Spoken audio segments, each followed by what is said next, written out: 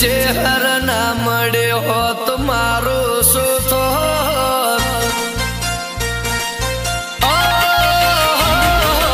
ચેહર ના મળ્યો હોત મારું શું થોત ચેહર ના મળ્યો હોત મારું શું થોત આ રુદિયાની વાત અલ્યા કને જઈને કયો